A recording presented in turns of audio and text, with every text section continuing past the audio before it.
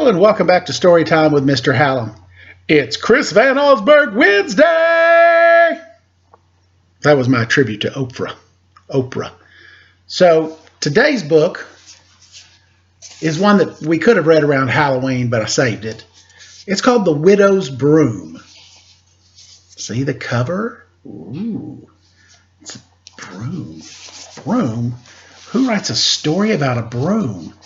I know, that's the question you're asking, but that's the wrong question.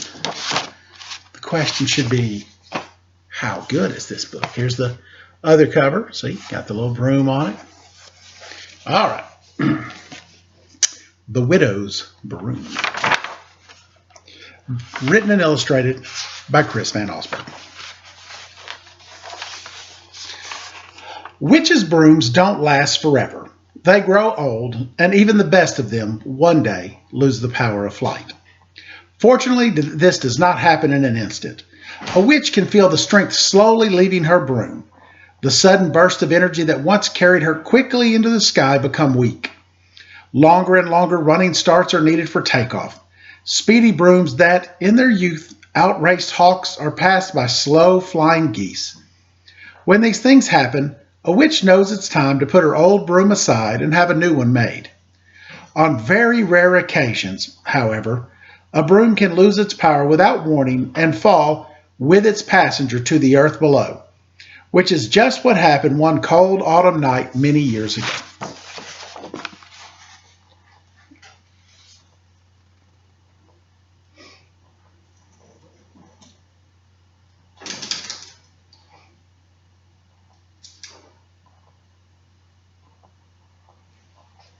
So, those are geese. A slow flying geese. Goose, singular.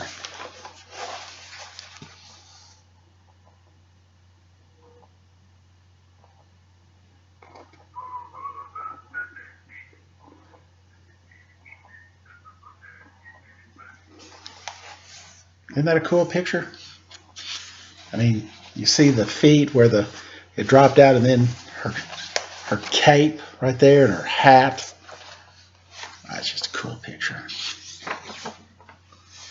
Out of a moonlit sky, a dark cloaked figure came spinning to the ground. The witch, along with her tired broom, landed beside a small white farmhouse, the home of a lonely widow named Minna Shaw. At daybreak, Widow Shaw discovered the witch lying in her vegetable garden. She was bruised and bloody and couldn't stand up on her own. In spite of her fear, and because she was a kind woman, Minna Shaw helped the witch inside and put her to bed. The witch asked Minna Shaw to draw the curtains, then wrapped herself tightly in her black cape and fell soundly asleep. She lay there perfectly still all day and all evening. When she finally awoke at midnight, her wounds had completely healed.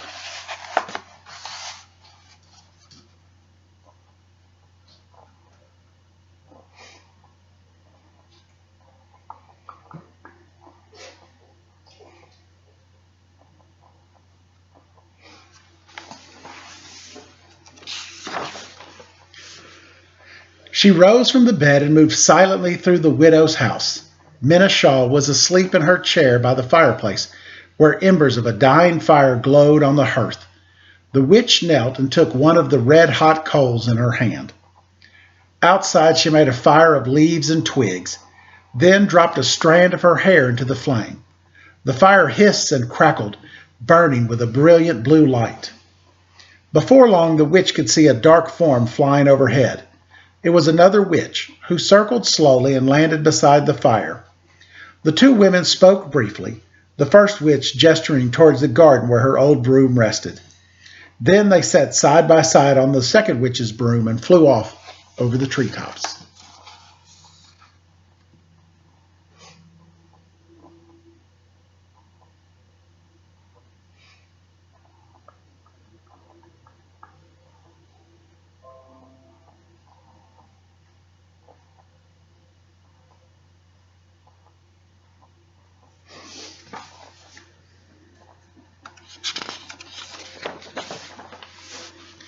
When Minna Shaw woke up, she wasn't surprised to find her guest had gone. Witches, she knew, had unusual powers. It didn't surprise her either that when she saw the old broom had been left behind. The widow guessed it had lost its magic. It was an ordinary broom now, just like the one she kept in her kitchen. She began using it around the house and found that it was no better or worse than brooms she had used before. One morning, Minna Shaw was still in bed when she heard a noise coming from the kitchen. She peeked in and saw something that made her heart jump. There was the broom, sweeping the floor all by itself. It stopped for a moment and turned to the widow. Then it went back to work.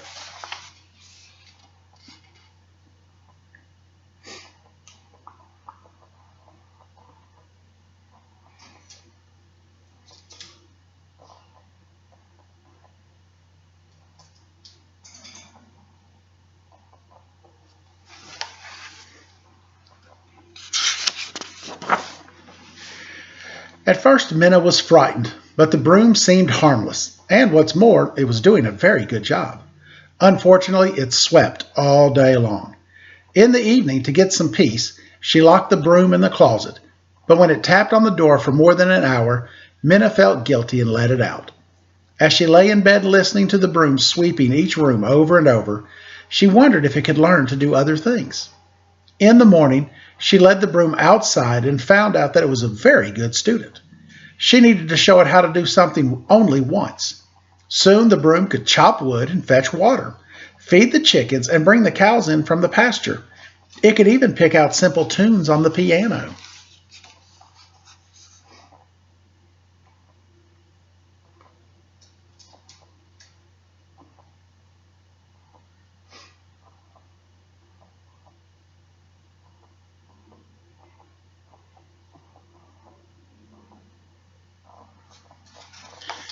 If you could teach it to load the dishwasher, I'd take it immediately. Not a week passed before the widow's neighbors, the Spivey's, found out about the broom. Their farm was just down the road, the only other place around. It was one of the 8 Spivey children who saw the broom first. When the boy told his father, Mr. Spivey ran straight across the road to the widow's house. "Is it true?" he demanded. "Did she really have such a broom?" "Oh, yes," Minna Shaw answered. "It's wonderful." She told her neighbor all about the broom and the witch who'd left it behind. Then she took him around to the back of the house, where the broom was hard at work splitting wood. Mr. Spivey was horrified. "This is a wicked, wicked thing," he said. "This is the devil." The broom stopped working and, still clutching the axe, hopped towards the widow and her neighbor. Mr. Spivey, red-faced with anger, turned quickly and hurried home.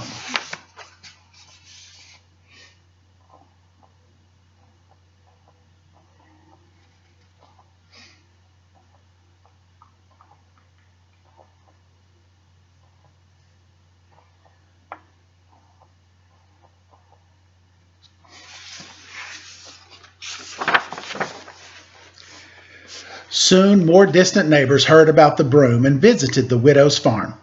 The men who saw it seemed to agree. It probably was a wicked thing.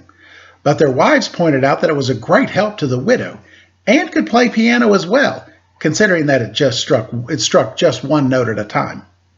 No one's feelings were as strong as Mr. Spivey's. "It's evil and it's dangerous," he told everyone who would listen. "We'll all be sorry if the thing stays among us." As days went by, the broom seemed as innocent and hard-working as ever. Though it had learned how to do many things, sweeping still brought a special pleasure. It was, after all, a broom. Occasionally, when there was nothing left to do around the house, it would hop down the road that separated Minna Shaw's and the Spivey's farm. The road was dirt, of course, and the broom could amuse itself for hours.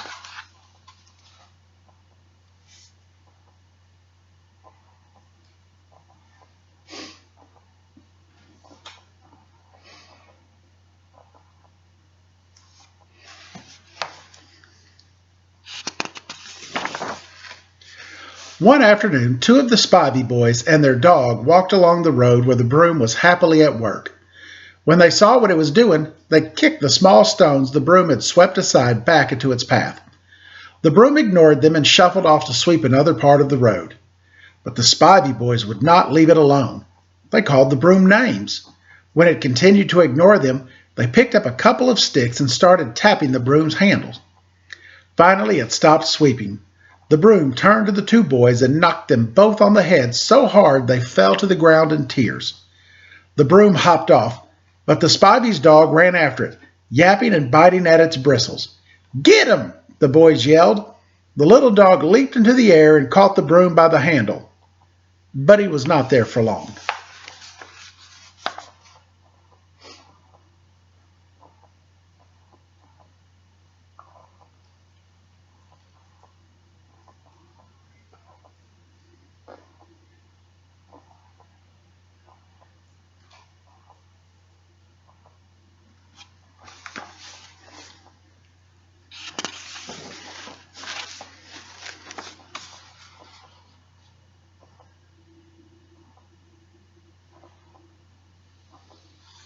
So the dog grabs it here, and then you see he gets launched. That's the dog right there. Whee! That broom just went yeet. And he tossed the dog miles away. That evening, Mr. Spivey drove his wagon up to the widow's house. He was not alone. 3 men from neighboring farms were in the wagon, along with a long wooden stake and coils of rope. Mr. Spivey knocked loudly. When she opened the door, Minna was frightened by what she saw. "We've come for the broom," her neighbor told her. "It's beaten my sons, and it's likely done worse to my dog." The poor animal was nowhere to be found. The widow could tell by their faces that the men would not be leaving without her broom. There was nothing she could do to stop them. For a moment she stood silently, then answered, "Of course, you are right. If it could do such a thing, we must get rid of it." She led the men into the kitchen. "It sleeps in here," she whispered, pointing to a closet. "If you move it carefully, it will not wake up." The men knew how strong the broom was and hoped that the widow was right.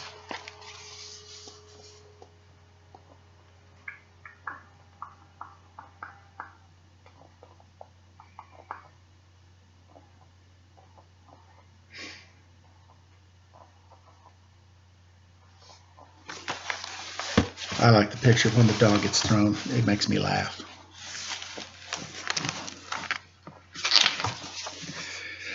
They opened the closet door, revealing the slumbering broom. One of the farmers took it out and gently held it against a stake, while the others wrapped it in yards of rope. They carried the broom outside, drove the stake into the ground, and gathered straw around it.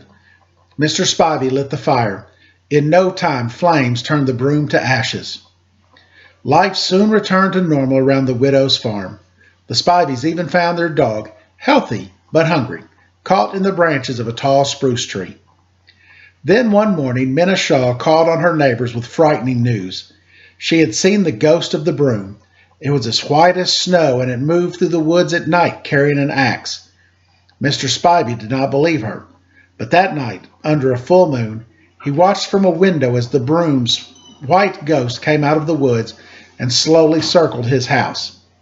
The next night it returned, circling even closer, and the night after that it came again, tapping the axe lightly on the Spivey's door.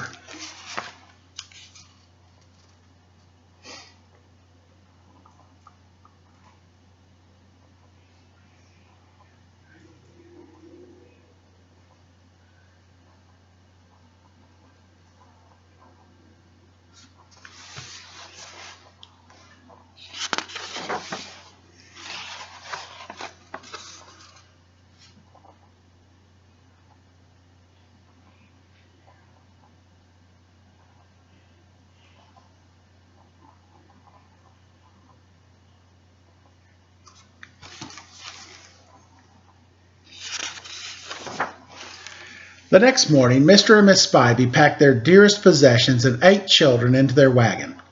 Mr. Spivey tried to convince the widow to leave with him, but she chose to stay behind in her little farmhouse.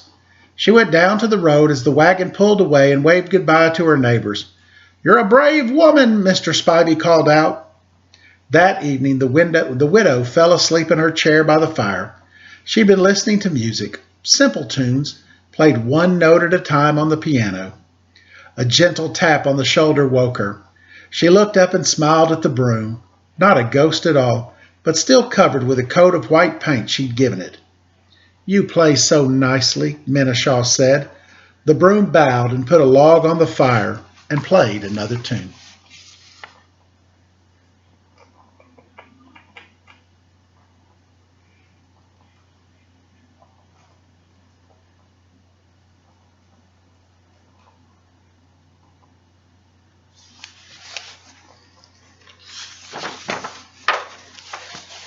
The end.